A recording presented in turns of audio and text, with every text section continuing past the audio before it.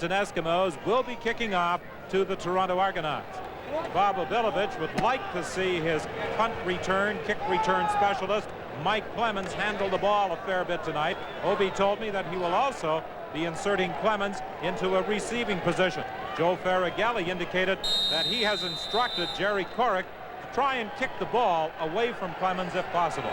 Well, you know that's going to come. As soon as you hurt a team, they're going to try to kick away from it.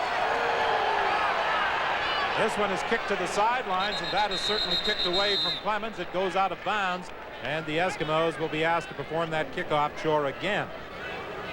The kickers approach the ball differently depending on what side of the field they're going to go to.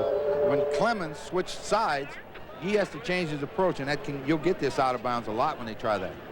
Well, one of Jerry Corrick's most memorable moments in the Canadian Football League was 2 years ago when he kicked that winning field goal in the final seconds from 49 yards out in that tremendously exciting Grey Cup victory over these same Toronto Argonauts. So Corrick moves the ball 5 yards back to the 30-yard line. The Argos are going to try and do some things to disguise the positioning of Clemens on the field. Morris will take it at the 30-yard line. And Morris is stopped as he got to the 46. He was the team's leading receiver coming into the game. He had scored just one touchdown. He now has 3 for the year. This time Clemens will return.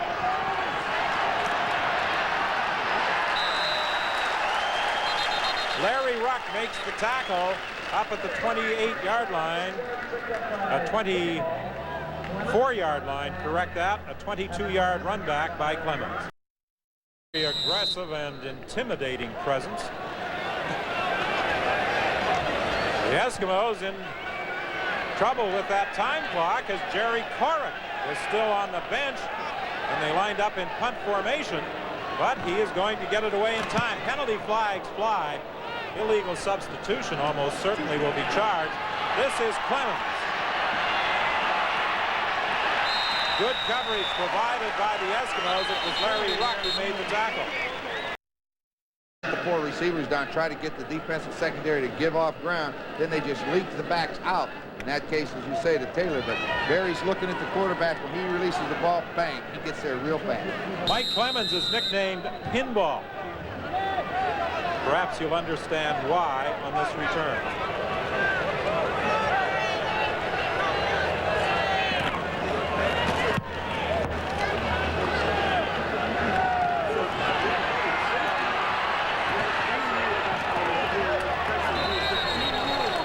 Well, he didn't bounce off would-be tacklers that time the way he did last week. A run back of 14 yards after a 37-yard kick. 1 incomplete pass, 1 touchdown pass for the 39-yard score, but 5 rushing plays. The ball bounces to Clemens off Morris. And Clemens bounces all the way up to the 44-yard line. 62-yard kickoff and a 30-yard run back. Picked up by Clemens. He comes back 31 yards. That drive by the Eskimos, what Tracy Ham had to be happy with, he wasn't in a hurry. They ran the football, got good yardage, stayed on the ground, then hit him with a big play and put it in the end zone. That's how you get better. Look at that. I know that wasn't planned, but it worked out pretty well. And then Clemens took off. If they do that, that's really a weird one. That takes a lot of practice.